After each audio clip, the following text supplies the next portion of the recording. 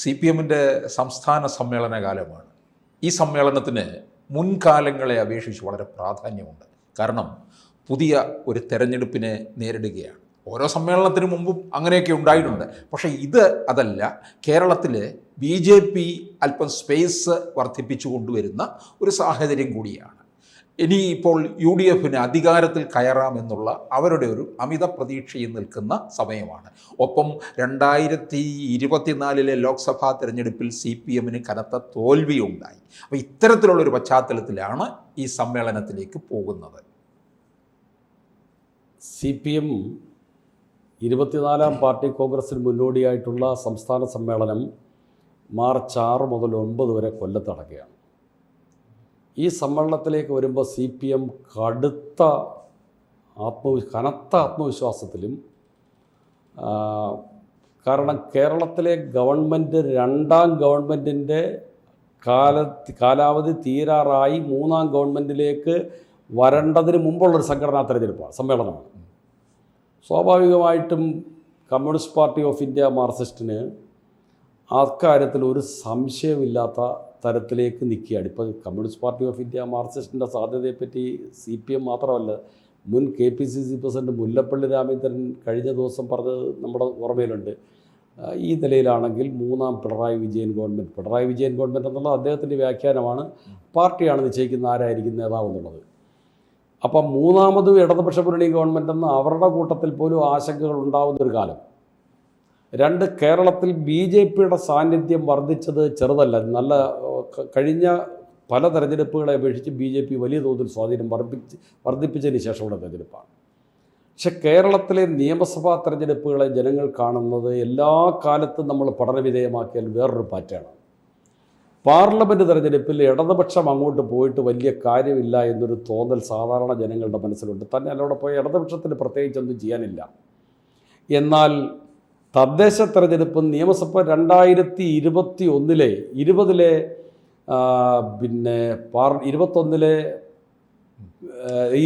Parliament തെരഞ്ഞെടുപ്പ്, കേരളത്തിൽ അന്ന് CPM 19-ലെ പാർലമെൻറ്റ് തെരഞ്ഞെടുപ്പിൽ കേരളത്തിൽ CPM നയിക്കുന്ന ഇടതുപക്ഷ മുന്നണിക്ക് ആലപ്പുഴ ഒരൊറ്റ സീറ്റ് കൊണ്ട് ആരും പ്രതീക്ഷിക്കാത്ത തരത്തിലുള്ള തിരിച്ചടിയുണ്ടായി.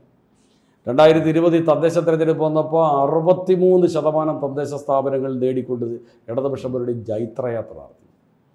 വീണ്ടും 2021 നിയമസഭാ തെരഞ്ഞെടുപ്പ് വന്നപ്പോൾ അതിനു മുമ്പ് 96 സീറ്റായിരുന്നെങ്കിൽ ഇപ്പോൾ 99 സീറ്റിൻ്റെ പിൻബലത്തിൽ വന്നു. അപ്പം ജനങ്ങൾ തദ്ദേശ തെരഞ്ഞെടുപ്പിന് ഇപ്പം തന്നെ പാർലമെൻറ്റ് തെരഞ്ഞെടുപ്പിൽ തകർന്ന് തരിപ്പണമായതിനു ശേഷം നടന്ന ഉപതെരഞ്ഞെടുപ്പിൽ ഇവിടെ ആലത്തൂർ നല്ല ഭൂരിപക്ഷത്തിൽ ജയിച്ചു വന്നു. ഇടതുപക്ഷ മുന്നണി അങ്ങനെ രാഷ്ട്രീയമായ എഴുതിത്തള്ളാവുന്നൊരു കക്ഷിയല്ല എന്ന് ബോധ്യപ്പെടുത്തി. മാത്രമല്ല, ഈ കേരളത്തിൽ ഈ കഴിഞ്ഞ നാളുകളിൽ കിഫ്ബി എന്ന ഫണ്ട് ഉപയോഗിച്ച് നടത്തിയ വികസന പ്രവർത്തനം, അതിൽ കേന്ദ്രത്തിൻ്റെ ഉപരിതല ഗതാഗത വകുപ്പിൻ്റെ വലിയ പിന്തുണയുണ്ട്. നിതിൻ ഗഡ്കരി എന്നൊരു മന്ത്രിയുടെ. കാരണം കേരളത്തിലെ ഹൈവേ വികസനത്തിൽ അദ്ദേഹം ചെയ്ത സംഭാവന ചെറുതല്ല. അത് കേരളത്തിലെ മുഖ്യമന്ത്രി തന്നെ സൂചിപ്പിച്ചിട്ടുണ്ട്. ആ കേരളത്തിൽ ഇപ്പോൾ ഈ 2026 നിയമസഭാ തെരഞ്ഞെടുപ്പിന് മുമ്പ് ഈ ഹൈവേ, കേരളത്തിലെ റോഡുകൾ, കേരളത്തിലെ അടിസ്ഥാന സൗകര്യ മേഖലയിലെ വലിയ മാറ്റം ഇതെല്ലാം കൂടെ വന്നു കഴിയുമ്പോൾ മനുഷ്യനെ സംബന്ധിച്ച് അവൻ്റെ ജീവിത സൗകര്യങ്ങളിലുണ്ടാകുന്ന മാറ്റത്തെ അവൻ കാണാതെ പോയില്ല. പിന്നെ കോൺഗ്രസിൻ്റെ സ്ഥിതി എന്താണ്? കോൺഗ്രസിൻ്റെ സ്ഥിതി ശശി തരൂർ തന്നെ 2 ദിവസം മുമ്പ് പറഞ്ഞു, കേരളത്തിൽ കോൺഗ്രസിനെ നയിക്കാൻ ഇപ്പോൾ ഒരു നേതാവില്ല. നേതൃപ്രതിസന്ധി പറഞ്ഞു. കരുണാകരൻ്റെ മരണത്തോടുകൂടി, ഉമ്മൻചാണ്ടിയുടെ മരണത്തോടുകൂടി കേരളത്തിൽ ആരാണ് കോൺഗ്രസിൻ്റെ നേതാവെന്ന് ചോദിച്ചാൽ കോൺഗ്രസ്സുകാർ തന്നെ നമ്മൾ 5 പേരിൽ ഇങ്ങനെ നേരെ പിടിച്ച് ചൂണ്ടുന്ന പോലെയാണ്. 5 പേരോ 6 പേരോ നിൽക്കുകയാണ്. രമേശ് ചെന്നിത്തല ഞാൻ ആ മുഖ്യമന്ത്രി സ്ഥാനാർത്ഥി യോഗ്യനെന്ന് തന്നെയല്ല, ഒരു സമുദായ സംഘടനയെ കൊണ്ട് രമേശ് ചെന്നിത്തല പരസ്യമായി പറയിച്ചു, ഞങ്ങളുടെ നോമിനിയാണ് രമേശ് ചെന്നിത്തല ആക്കണം. സതീശനാണെങ്കിൽ രമേശ് ചെന്നിത്തലയ്ക്ക് അവർ പിന്തുണ പ്രഖ്യാപിച്ചപ്പം ക്രിസ്ത്യൻ സഭകളുടെ പിന്തുണ നേടാൻ പോയി. അവസാനം മാരാമണ്ണിൽ കൺവെൻഷൻ ചെയ്യുന്ന അവരും വെട്ടി ഉരക്കളഞ്ഞു. ശശി തരൂർ ഒരു വഴി കൂടെ ഞാൻ യോഗ്യനാണ് കൊണ്ടിരിക്കുന്നു, സ്വയം പ്രഖ്യാപിത. സുധാകരൻ വേറൊരു വഴി കൂടി. ഇതിനെല്ലാം വേളി വേണുഗോപാൽ നിൽക്കുന്നു. ആരാണ് കേരളത്തിൽ കോൺഗ്രസിനെ നയിക്കാൻ വരിക? കോൺഗ്രസ്സിന് തന്നെ നേതൃത്വ പ്രതിസന്ധിയുടെ അഗാധ കയങ്ങളിൽപ്പെട്ട് ഉഴലുന്നൊരു പാർട്ടിയാണ് കോൺഗ്രസ്. സംഘടനാ സംവിധാനം വളരെ, പക്ഷേ BJPക്ക് സംഘടനാ സംവിധാനം കുറെ കൂടെ മെച്ചമാണ്. അവർ കഴിഞ്ഞ പ്രാവശ്യത്തെ. പക്ഷേ നിയമസഭാ മണ്ഡലങ്ങളിലെ നിയമസഭാ തെരഞ്ഞെടുപ്പിലേക്ക് വരുമ്പം BJPക്ക് ഈ പറഞ്ഞ തരത്തിലേക്കുള്ള ക്യാഷ് ചെയ്യാൻ കഴിയുന്ന ഒരു രാഷ്ട്രീയ സാഹചര്യമല്ല കേരളത്തിലുള്ളത്. അത് അവരുടെ ഒരു നേതൃ പ്രതിസന്ധി വലിയ തരത്തിൽ BJP അംഗീകരിക്കുന്ന ഒരു ജനവിഭാഗം ഉണ്ടെങ്കിലും പക്ഷെ അതിനെ നയിക്കാൻ പറ്റിയ ഒരു നേതൃത്വമില്ല എന്നുള്ള വല്ലാത്ത പ്രതിസന്ധിയാണ്. കടുത്ത വിഭാഗീയത പലയിടത്തും നമ്മൾ ശ്രദ്ധിച്ചറിയാം. വലിയൊരു വിഭാഗം BJP അനുഭാവികൾ ആ സംഘടനാ സംവിധാനത്തിൽ നിന്ന് ഒറ്റപ്പെട്ട് മാറി നിൽക്കുന്നവരുണ്ട്. അതിനോടൊപ്പം തന്നെ ഈ 2024 കഴിഞ്ഞ ലോക്സഭാ തെരഞ്ഞെടുപ്പിൽ CPM പരാജയം ഏറ്റു. ആ സമയത്തൊക്കെ ഈ നിരവധി ആരോപണങ്ങൾ പിണറായി വിജയൻ്റെ മേലാണ് ചെന്ന് പതിക്കുന്നത്. അപ്പോൾ ഒരുപക്ഷെ വീണ്ടും അദ്ദേഹം തന്നെ ആയിരിക്കും പടം നയിക്കുന്നത് എന്ന് പറയുന്നുമുണ്ട്. അപ്പോൾ ഇതെങ്ങനെ മുമ്പോട്ട് കൊണ്ടുപോകുന്നുള്ളതാണ്. ഇപ്പോൾ പക്ഷേ അത്തരത്തിലുള്ള പാർട്ടിയുടെ സംസ്ഥാന സമ്മേളനം വരെ എത്തുമ്പോൾ ഇപ്പോൾ ഇതൊന്നും കേൾക്കുന്നുമില്ല. ലോക്കൽ സമ്മേളനം മുതൽ അങ്ങോട്ട് നിരവധി ചർച്ചയും ആരോപണങ്ങളും ഒക്കെ ഉയർന്നു എന്നുള്ളതാണ്. 2024 പാർലമെൻറ്റ് തെരഞ്ഞെടുപ്പ് തോറ്റപ്പോൾ എല്ലാവരും പിണറായി വിജയൻ്റെ കുഴപ്പമെന്നൊക്കെ പറഞ്ഞു. പക്ഷേ അതിനുശേഷം ആ ഗവൺമെൻറ്റിനെയും പാർട്ടി സംവിധാനവും ഗവൺമെൻറ്റും ജനങ്ങൾക്ക് ചില പ്രശ്നങ്ങൾ, ഒന്ന് പെൻഷൻ കൃത്യമായി കിട്ടാതെ പോയതൊരു പ്രശ്നമുണ്ട്. റേഷൻ കടയിൽ ചെന്നപ്പോൾ സാധനങ്ങൾ കൃത്യമായി കിട്ടാതെ പോയതിൻ്റെ പ്രശ്നമുണ്ട്. ആശുപത്രികളിൽ ചികിത്സയ്ക്ക് എന്നവർക്ക് അതുവരെ കിട്ടിക്കൊണ്ടിരുന്ന സൗജന്യങ്ങൾ ചിലത് നിലച്ചു പോയതിൻ്റെ പ്രശ്നമുണ്ട്. ഇത് സാമ്പത്തികത്തിൻ്റെ പ്രശ്നമാണ്. ആ സാമ്പത്തിക പ്രതിസന്ധിയെ അതിജീവിക്കാൻ കേരളത്തിൻ്റെ ചരിത്രത്തിൽ ഇതുവരെ ഇല്ലാത്ത തരത്തിൽ നികുതി കുടിശ്ശിക പിരിച്ചെടുക്കുക 70% നികുതി കുടിശ്ശിക പിരിച്ചെടുത്തു എന്നത് കേരളത്തിൻ്റെ ധനകാര്യ മേഖലയിലെ റെക്കോർഡ് നേട്ടമാണ്. ആ നേട്ടത്തിലൂടെ കുറേ പണം സമാഹരിച്ച് ഈ പെൻഷൻ കുടിശ്ശിക തീർത്തു തുടങ്ങി.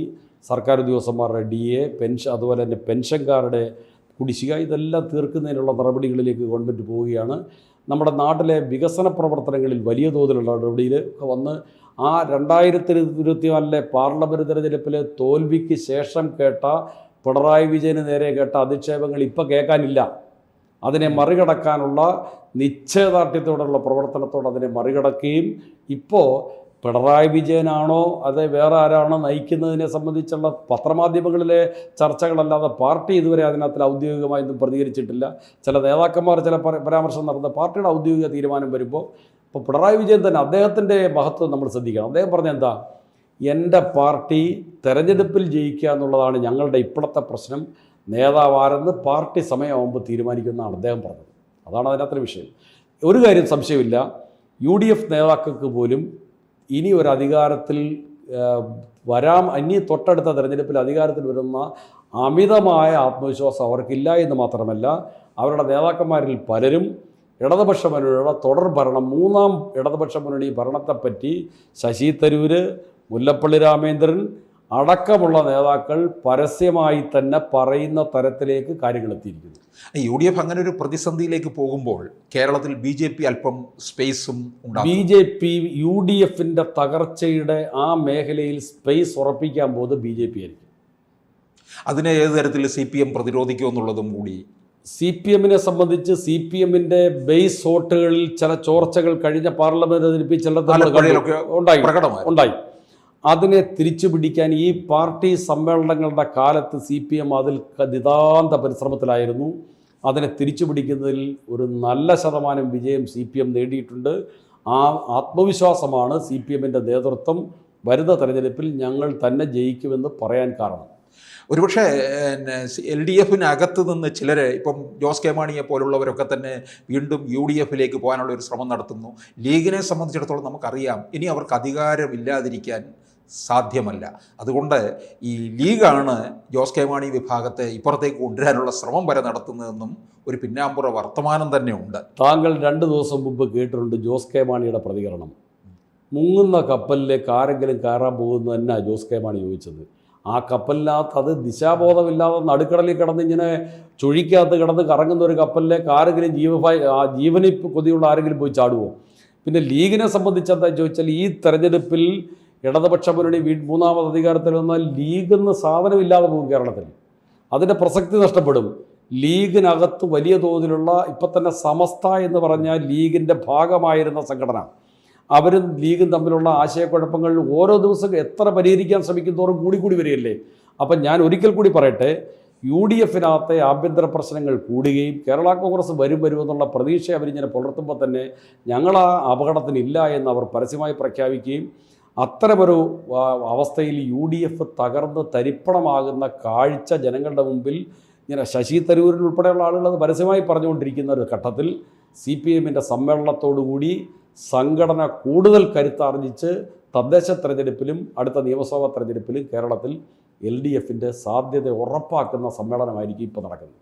കൂടുതൽ വാർത്തകളും വിശേഷങ്ങളും നിങ്ങളിലേക്ക് എത്താൻ ABC മലയാളം സബ്സ്ക്രൈബ് ചെയ്യുക, ബെൽ ബട്ടണും അമർത്തുക.